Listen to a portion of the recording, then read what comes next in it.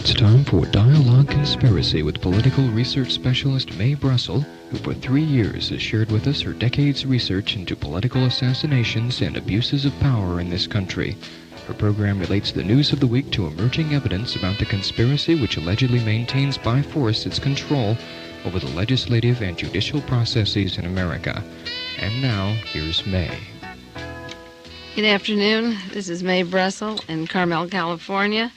Dialogue Conspiracy number 214, and it's September the 15th, 1975. The purpose of dating these programs, as I might have mentioned before, is for several purposes. One is for collectors who make tape cassettes and reels of these shows, and the other purpose is that you can look back 2 or 3 years from now and date the time that we talked about certain matters which appear in the establishment newspaper. I call it the establishment newspaper years later, but which have meaning now, and you can date back the date that we were talking about these matters. Conspiracies and assassinations are very much in the news again this week, and they will be continuously in the news as we get closer to the elections of 1976.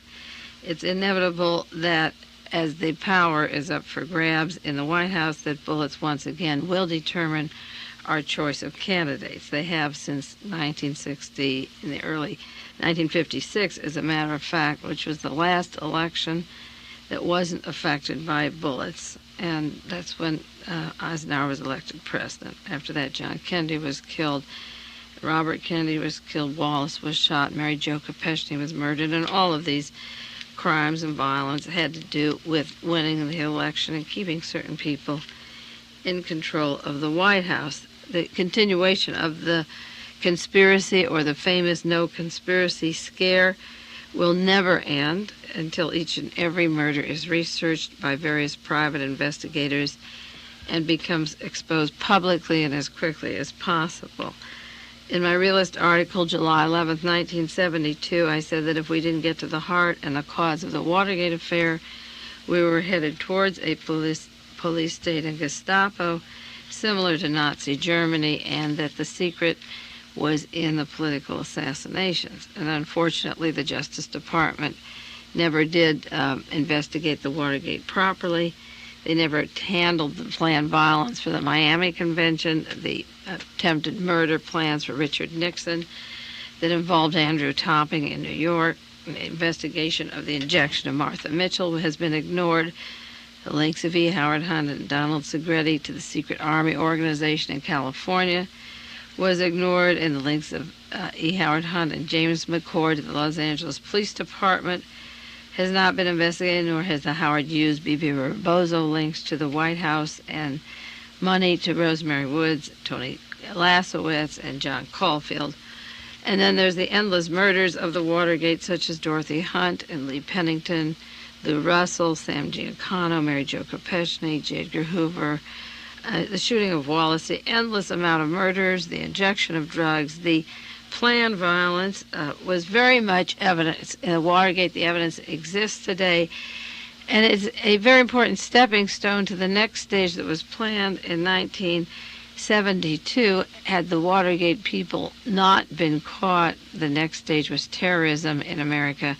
And of course, Black Abductor, that book that was published in San Diego, was the script for America's first political kidnapping, which was Patty Hearst.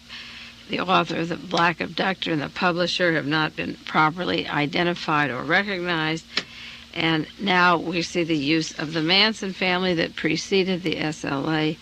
And I have alleged all along and continuously that these are domestic counterintelligence identical to the Phoenix program in Southeast Asia, and that the links to the political assassinations to the Manson family and the creation of the SLA, the funding and the actual tactical support is so strong. But if we don't, and we didn't investigate Watergate, we have given these people free rein to continue with the terrorism that will be taking place in our cities and streets, and it's prevalent everywhere.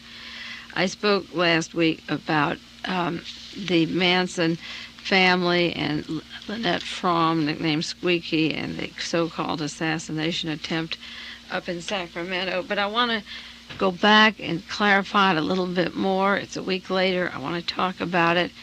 I spent 2 hours yesterday talking with Sandra Good. She's a roommate of Squeaky, Lynette Fromm, and we had a long conversation on the telephone. She said she would come down here and be a guest at KLRB. She claims the news media distorts the Manson family, turns around their objectives and their motives, and she would like a forum in which to talk. And so I've invited her to come to KLRB. That does not mean that I condone the violence or the killings or what went down in Los Angeles, but not condoning violence of one kind does not mean you have to have a double standard and condone violence of another kind. Mr. William Colby, the head of our CIA, admitted at his hearings when he became the head of the CIA that he was responsible for between 20,000 and 40,000 murders that were not prisoners of war, particularly they were opponents to Thieu in an election in Vietnam. It was an operation of terror in Vietnam, and I don't see much difference between the legal criminal mind that conducts warfare, that makes napalm, that makes chemicals, the kind that we've revealed this week that the Pentagon does, where they're overdosed acid, 1,600 milligrams instead of 160 or whatever. Killing is killing, and there's degrees, whether it's 40,000, like William Colby claimed that he was capable of doing or acknowledging, or 7 in the case down in the Sharon Tate home and La Bianca homes. Murders are murders, and it's a degree of numbers. And I listened to Sandra Good very carefully, and she listened to me, and she will be a guest, hopefully, come down on the peninsula and talk. And before I do more of the discussion I had with her, the areas we agreed and the areas where we disagreed, there were a few things I did want to bring up first for the first 5 minutes. The first point is that Gerald Ford is visiting our area. He's coming to moderate at Pebble Beach on the 20th, September the 20th. Mr. Ford is a very busy man. He went to Europe, he came home, he built himself a $100,000 swimming pool, but he seems to not being in Washington for the summer to use it. He's out in Colorado, he's in Sacramento, all over the country, and then he's in Dallas, Texas, where he lets out an interview at the time with the newsmen in Dallas this last week that he hadn't thought about the John Kennedy assassination. They asked him about it when he flew into Dallas, and he said it hadn't even gone through his mind when he went into Dallas. That is really very hard to believe, particularly since he was a member of the Warren Commission, and he flew into Dallas to meet with Jack Ruby, and Jack Ruby begged to tell him about the conspiracy that was taking place, and Gerald Ford wouldn't let him tell, and he left, and Jack Ruby was killed. And it was in that city that he said the country isn't going to pot. This is Gerald Ford's quotation. "I did not take a sacred oath of office to preside over the decline and fall of the United States of America." Well, that may be true. I think he took the sacred oath of office in order to continue hiding the truth about the murder of John Kennedy, which he announced in Dallas again, and he does publicly. He does not intend to investigate.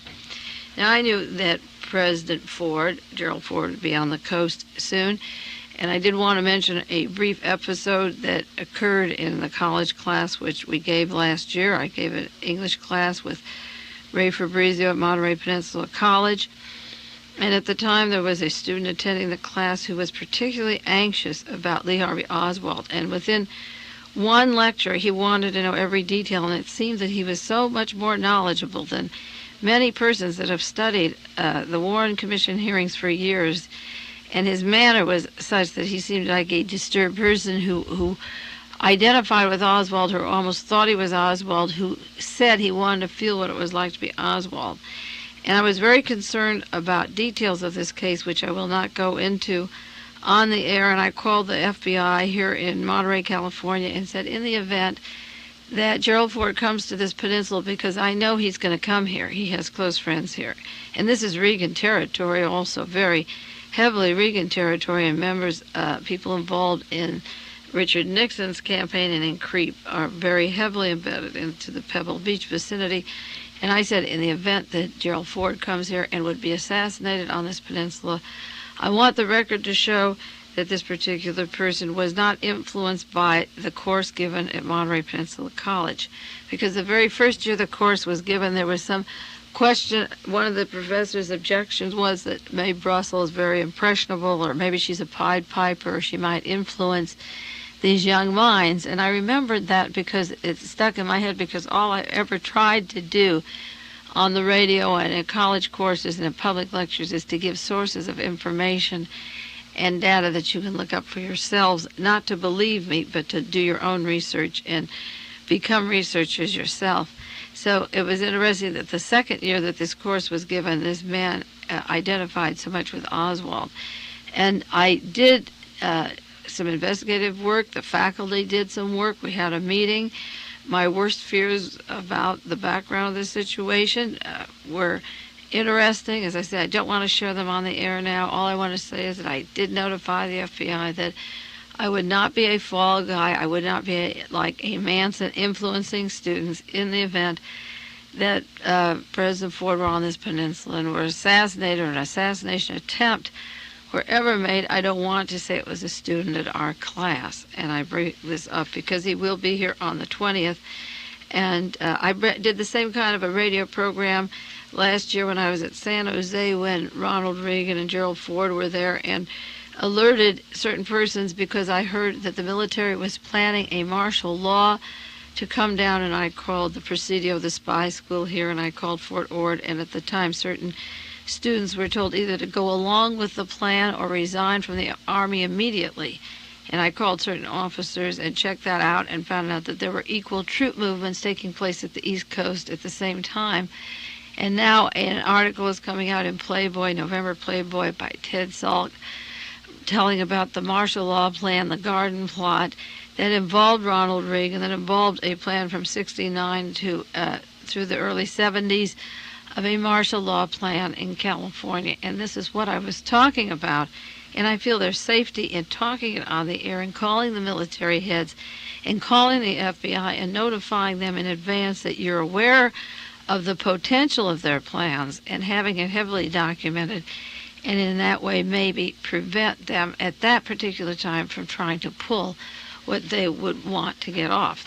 There's every reason in the world to push some kind of an assassination plot against Gerald Ford at this time, or even Vice President Rockefeller. And I've talked about the power struggle many times, but I just, at this particular program, want to mention that he's coming, and that I have always feared that when he came here that we researchers on the peninsula could be used as patsies. And I want the record to stand that in the event something happened, we refuse to take the responsibility for it. The crime bill, the Senate crime bill that is so dangerous to researchers, people that have exposed the CIA and the Pentagon, is working its way now into the House, and some of the senators are backing down. I think you should write to New York City to a gentleman named Lindsay Auden, Audin, Lindsay Auden, 169 Main Street, Ossining, Ossining, New York, 10562. Write to Lindsay, and for 50 cents he will send you a book on the emerging police state. For 25 cents he'll give you a list of 32 organizations that you can get more information from. And if you send him $5, he'll give you an analysis of the LEAA and problems of nuclear power and design for a free society, and help you to fight that terrible crime bill that is working its way through the Senate and into the House. Many people have suspected Daniel Ellsberg of being an agent provocateur and working for the other side, in spite of the fact that the Pentagon Papers was revealed. Many researchers do claim that he has worked for the other side, and the purpose would be by leaking certain papers on the Pentagon which did not actually affect the Nixon administration or the Pentagon particularly. It would require not only the set of the plumbers that Nixon could use for political purposes later, as an excuse to stop leaks, but then it could be used for harsh laws because so many researchers are working on the John Kennedy assassination, the Robert Kennedy assassination, and just like the Rosenberg family asking for the papers about their parents' death and Alger Hiss getting his papers. Any leaks that these papers exist would give stiff penalties to newsmen, to private investigators, for people in the agency. So in order to stop research and investigation, the best way is to pass a law of $10,000 or 10 years in jail, and it's similar to the Russian system of sending you to Siberia. So get informed on this and write to the congressmen who are faltering now on this, who were sure of themselves before, and write to Lindsay Auden. Write to him in New York, and he will give you this information. 169 Main Street, Hussening, New York, 10562. Senator John Tunney sent a letter to various persons in California, a questionnaire to be answered on different problems in the United States Senate. There's a series of questions, about 20 questions, which I answered and mailed to him. And then the last question is this one. He says, one last but very important question. If you could enact a law, what would it do? And I think that's a good question because a lot of congressmen like to enact a law and get their name on the book. And so from the standpoint of a researcher, this is what I answered to him. And you may write to Senator Tunney and say, if you want a new law, this is the most important law in the land that I can see. I said, Dear Senator Tunney, you asked if you could enact a law, what would it do? And my answer to that question is based on 13 years of research into political assassinations. The law that I would make is that from the moment a person is a suspect in any criminal case, federal or state, it does not matter, and if that person is indicted or if that person is convicted, all evidence pertaining to these cases, physical, as well as the records, the autopsy records, the medical records, the interviews, the police records, the guns, the physical evidence like ceiling panels in the Ambassador Hotel, coats and jackets, should not be destroyed or altered or found missing. The penalty for the handling of this evidence, whether it is a secretary such as Sally Harmony working for the Committee to Re-elect the President, or Rosemary Wood working for Richard Nixon, or Richard Helms admitting he destroyed CIA documents on conspiracies and drugs, or Mr. Lee Pennington, who went to James McCord's home after the Watergate arrests. Those penalties should be 10 years in jail and a $10,000 fine. Just a flat fee, a flat sentence with no immunity. In other words, they can't say these things exist, but I didn't know about them. Or I destroyed them, but Mr. Helms didn't give me the orders. Or I went to the house on my own. Whoever takes things such as opening up the safe of E. Howard Hunt and a trailer pulls up at the White House and removes boxes. Patrick Gray takes information and John Ehrlichman tells him to de-six it, throw it in the river, and he burns it in his fireplace. Gray should go to jail just like any other prisoner on the street, whether you're dealing dope or not. The penalty for any person who destroys or alters or handles any evidence in any criminal matter, in a murder or in an arrest matter, whether it's C. Arnold Smith down in Los Angeles, bankers, whatever, whenever they're arrested, indicted, and tried, all evidence should be maintained and not destroyed. I wrote to him and said that as soon as people were arrested at the Watergate, the creep records were put into shredding machines. As soon as it was revealed that the CIA gave LSD and serious drugs to unsuspecting citizens, all records were destroyed. As soon as John Kennedy was murdered, his car interior was sent to Michigan and destroyed. That interior would tell us what direction bullets came from, how many were fired, the distance that they were fired, and the type of bullets that were used. I added in the letter that 35 pieces of evidence relating to the John Kennedy assassination were destroyed or locked up within 1 week after the time that John Kennedy was killed. You read this week in the paper that all the Chappaquiddick records of Mary Jo Kopechne's death have been destroyed. The chief of police took them home, didn't make copies, and then returned it with copies, and they're missing. I added in the letter, the most important thing for America today is to halt these criminal conspiracies. The most important way of solving crimes is by examining the evidence. The most important fact is that the evidence has been consistently removed, destroyed, locked up, and altered. And this kind of action makes us unable to solve the crimes. You can't solve the crimes on witness testimony because witnesses can be offered parole, witnesses can be given bribes, they can be given false identities and a lifetime pension.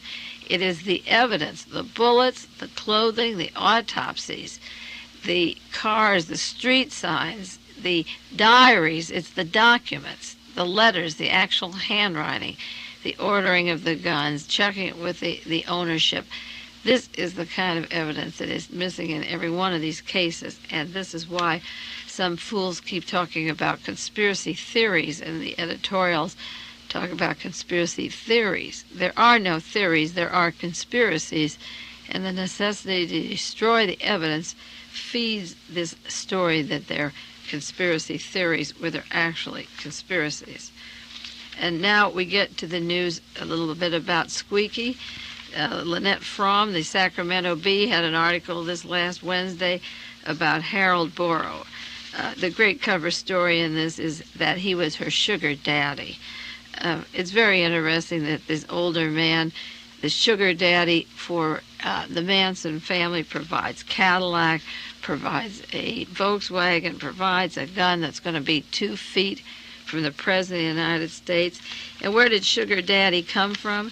He worked at McClellan Air Force Base from 1941 until his retirement, June 29th, 1973. And furthermore, there's evidence that he has funded them before. Now, Jack Anderson, who I had said over and over again, works for the Defense Intelligence Agency, who puts down conspiracies but always takes the Pentagon side on these stories.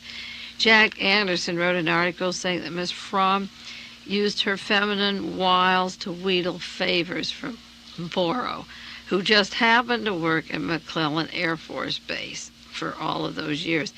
These same feminine wiles got her a safe house at the Spahn Ranch, which I said 3-4 years ago as a safe house for the Manson family. There, an elderly man who was almost blind was allegedly seduced by Squeaky, and 18 and more people could live there comfortably and have some nice summer in Malibu at the Spahn Ranch, which was procured by the same Squeaky through the same female personality, rent-free, loving this old blind man. And now we read in the Sacramento Bee and from the Washington Post that this money that came to them has been coming for quite a long time from little sugar daddy, that they picked up money for the Manson family, that Manson's been corresponding to a post office box of somebody by the name of Borough, a female, and there is no person by that name, but the same man's name is Borough. And it's interesting because I allege that when Manson left the prison down near San Diego and shared a cell with Alvin Creepy Karpus, who was J. Edgar Hoover's old pal, he went to Sacramento, and somewhere in Sacramento the bread was provided for that bus, for the stereo set, for the chicks, for the grand tour through the Southwest, and to the safe house at the Spahn Ranch. And all of a sudden in 1975 and September 75, they use the word sugar daddy. There's more than a sugar daddy involved in the Manson story. It's an outrage of domestic Cold War. Sandra Good was telling me Manson can't be used. I took a tape of some of our phone conversations. She said, Charlie Manson can't be used by anybody. I said, Charlie Manson can't select his cellmate either.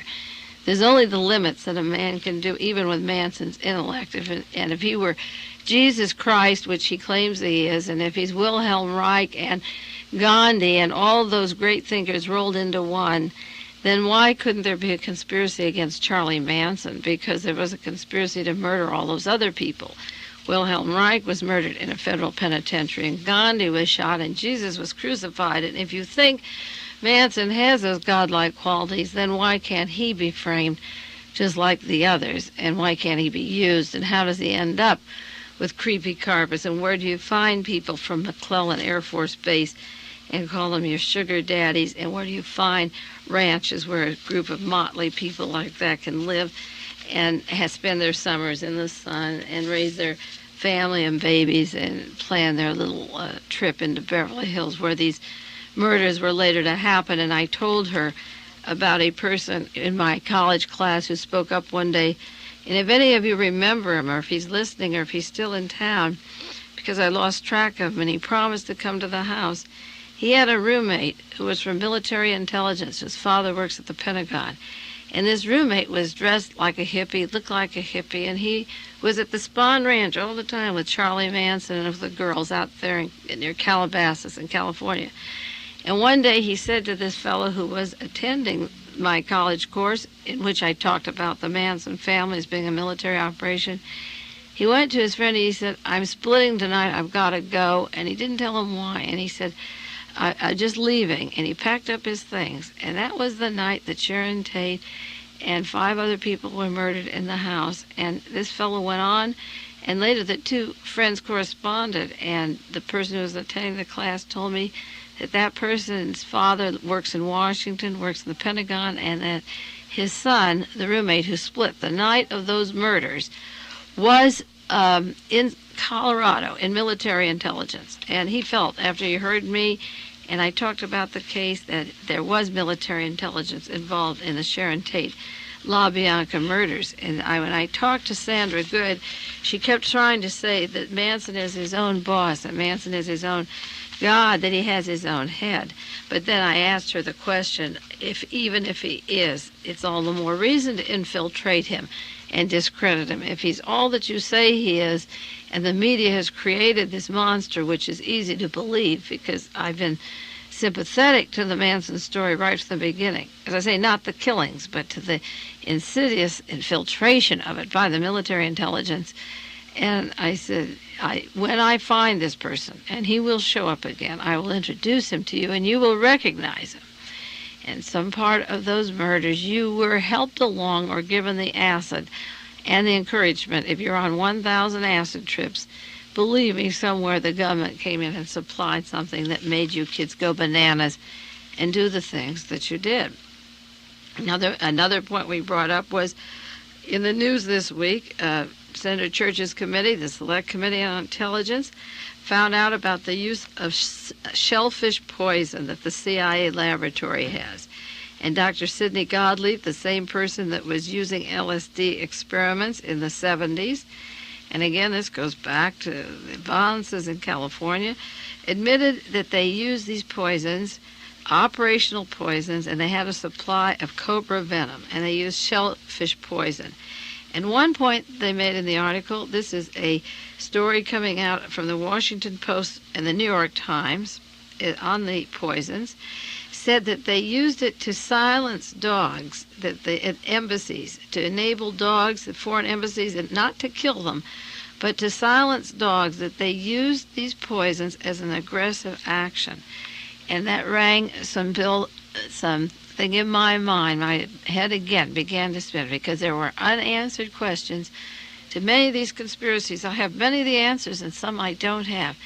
One of the things that happened at the time that General Walker was shot in Texas, shortly before the assassination of John Kennedy, General Walker was sitting at his window in April '63, and he was shot. There was no intention to kill him. It was a spring evening. The light was on. The window was open, but a bullet went in the bookcase. And later, it was to be used as a cover story to link Lee Harvey Oswald to the shooting of Walker. But the neighbor and the witnesses had seen a car with 2 people come up to that house and leave that night, and believed that the person, the getaway and so forth, was in a car, which Lee Harvey Oswald didn't drive. And the bullets in Walker's home couldn't be positively identified to any weapon allegedly owned by Lee Harvey Oswald. But one of the things that confused the neighbor was that the night of the action, they had a dog that always barked when somebody came up to those homes that didn't bark that night, and their dog was silent. And then I thought again of the Sharon Tate murder, where there was these people, 6 people in a home. There was another fellow in the guest house nearby who had just had a guest leaving, who was sitting in a car, and he was shot. And there were these Weimar dogs, these Warts dogs, several of them. And one of the big mysteries, and after the cables were cut and the telephone power lines were cut, why didn't the dogs bark? The dogs weren't killed, and the dogs never barked.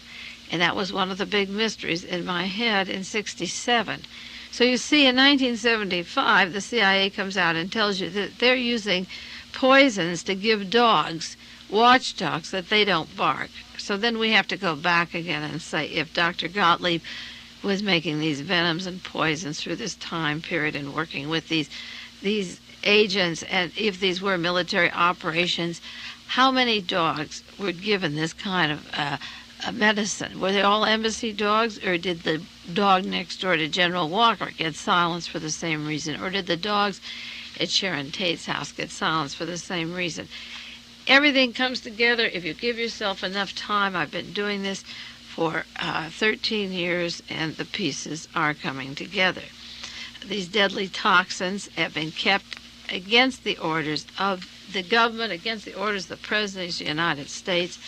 And in today's New York Times, Tom Wicker says it's a Frankenstein monster. He has an article that says, "Time to disband the super-secret CIA.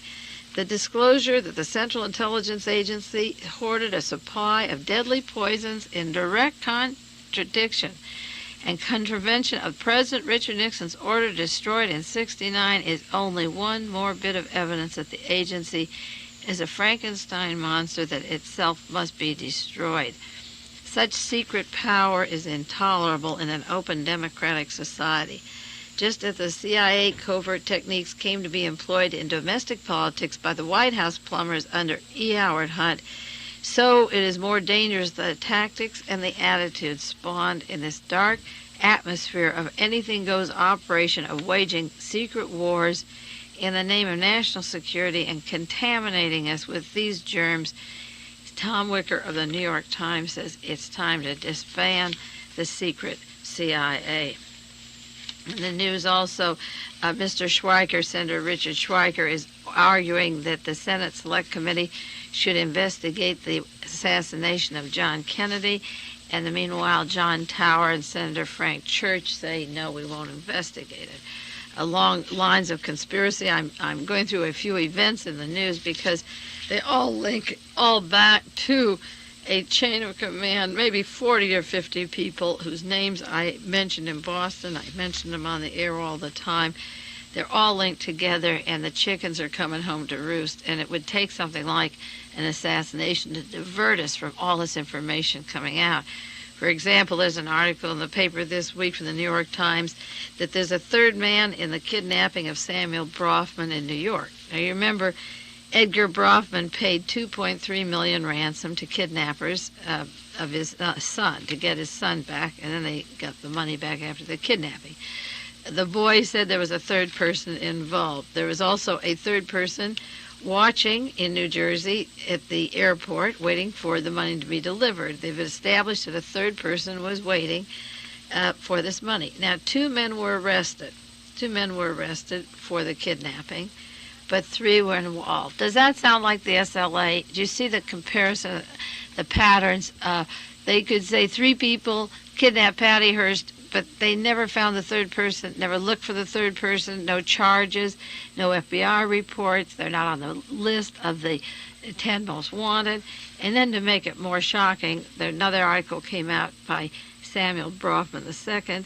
The attorney for Dominic Byrne, one of the men who kidnapped him, said in court that his client offered Seagram liquor heir Samuel Bronfman his freedom, but Bronfman refused to leave the apartment he was being held in. He could have his freedom, but for reasons that will be made clear later, he chose not to take advantage of the offer. Now, I think that the Bronfman kidnapping came at a time when the FBI is looking ridiculous, and when a series of kidnappings were planned anyway to escalate the fear, to make the headlines of Newsweek and Time. What is happening to America with all these kidnappings? We have to increase private police force. We have to increase the FBI budget. What will we do about this terror in America? So they took this Samuel Bronfman, who obviously knew his two kidnappers. He seemed to know them or gone to bars with them. The third person was let off. He could have been left off. They carried this little facade which only made the FBI look great because they captured their man. His father had coughed up the $2.3 million one day. The next day it's delivered, and the daddy gets married, and they have a big party.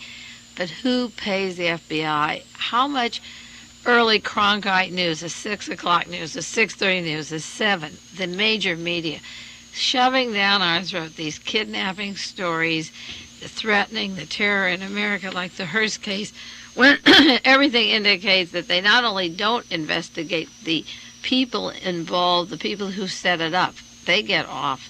The other people get off, the case is closed, and we end up with more police and more headlines and more statistics. Now I'm going to switch to the Howard Hughes story. I think that a lot of what's happening is a diversionary from that great big Hughes story, because we have until next week for Howard Hughes to appear. It's September the 17th. He's supposed to appear in New York City and Manhattan and put his fingerprints down on the line. So there was an article this last week by Leonard Putney, Pountney, who says that you won't know when you see him. He's supposed to be a British makeup expert who says he's made many faces for him and hairdos so that even his own ex-wife won't recognize him.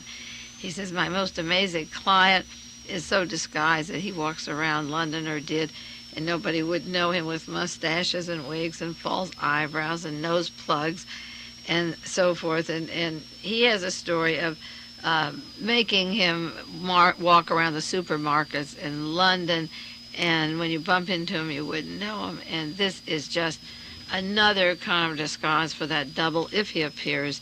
And how the fingerprint report comes out will be interesting, but we do have the Howard Hughes story coming up, and we'll be watching it anxiously in the next few weeks. Also, the zebra trials going on in San Francisco, and I said a year ago, December, the zebra trial preceded, the zebra killings preceded the SLA. It was the beginning of the Phoenix operation in America. It was an overblown story. It was the beginning of encouraging racism and passes for black people in town and stopping black people. The main witness of the zebra trial, Anthony Cornelius Harris, is falling apart.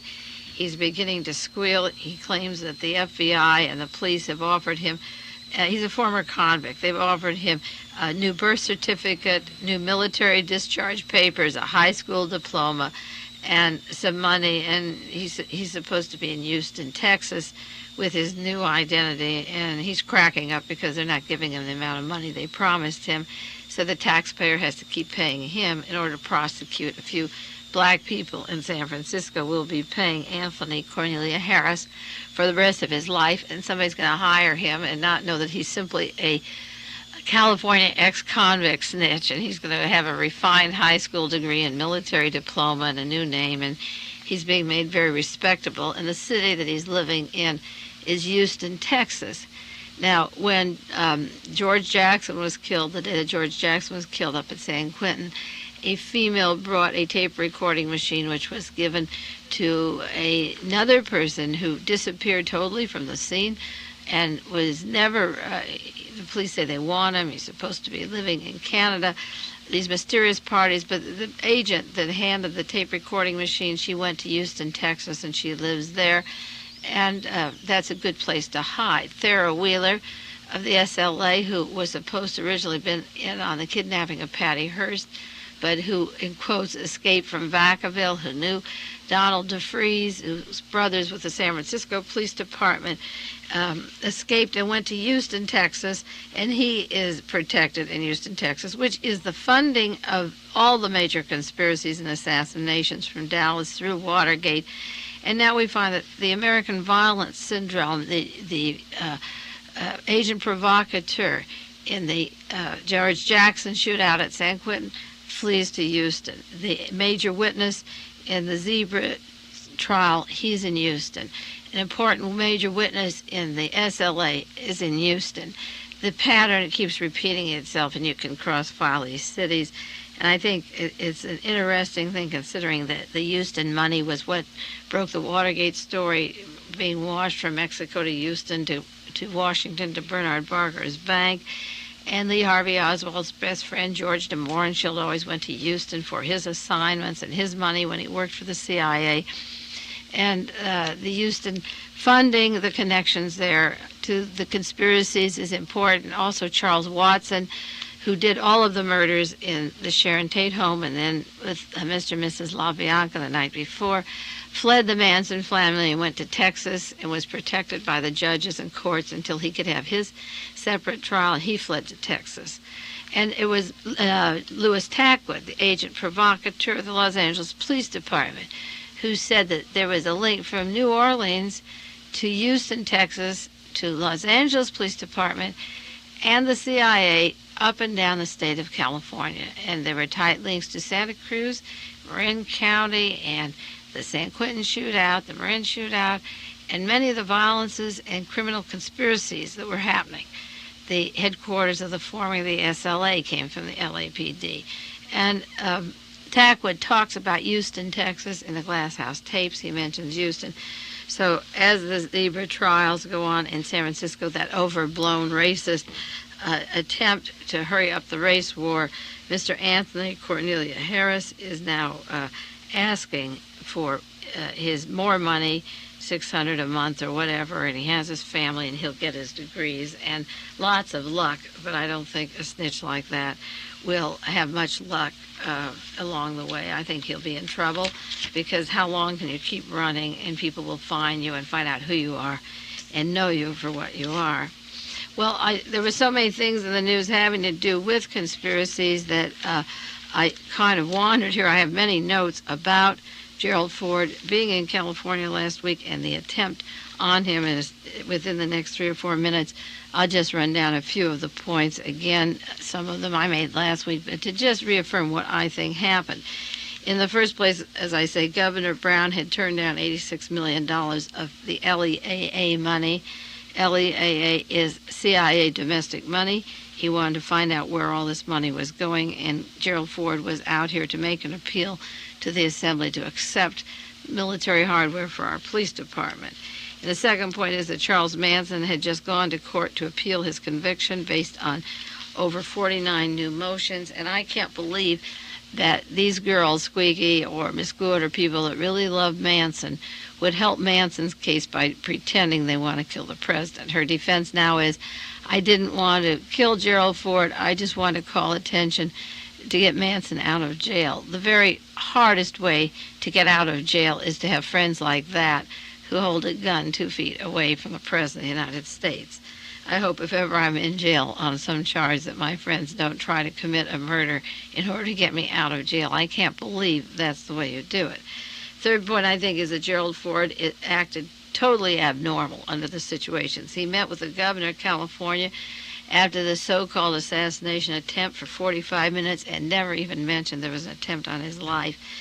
Either his head is of silicon or something is wrong in his brain, or it was a fake provocation to call attention to him, to divert from other matters, or to prepare us for the real assassination to happen, because there's no way that you could talk to the Assembly, talk to these people, and give a speech about crime, coincidentally about crime, and about criminals being on the street that belong in prison, where a person has been charged twice with murder and she's 2 feet from you, and not say to the men in front of you, oh, pardon me, but isn't it a coincidence that my speech talked about 10th Street, and a few minutes ago when I crossed 10th Street, somebody tried to kill me? It is out of the realm of possibility that a man could be that calm that he wouldn't share with the governor of this state that an alleged assassin was on the Capitol grounds, even for the protection of the governor, if not for himself. Now, the chief of police, Ed Davis in Los Angeles, has been crying over again the cause of conspiracies, and the cause of the violence is women. So wasn't it coincidental that Ed Davis, who's been named in the Glass House tapes and all kinds of allegations of concealing the Robert Kennedy assassination and various California conspiracies, should have a woman so-called assassin on the cover of Time and Newsweek and in the news media 2 weeks after his speech to reaffirm what he told the policemen in the East? The whole thing seems of a criminal conspiracy section cover story. Not that the assassination can't come off and won't come off, but there were so many abnormal things about the location of this woman, of her being at the Associated Press a month before, of her funding from her sugar daddy who worked for the military for 30 years. The Manson story is a disgrace. It should be exposed. It should be exposed in conjunction with all the assassinations. And until it is, we'll continue to have these jumbled conspiracy stories consuming our time and interest. Time is over 1 minute again. I apologize. I'll see you next week on KLRB, and take care of yourselves. This has been Dialogue Conspiracy with political research specialist Mae Brussell, who for 10 years has been researching the facts behind political assassinations and conspiracies in this country. Dialogue Conspiracy originates with KLRB FM in Carmel, California.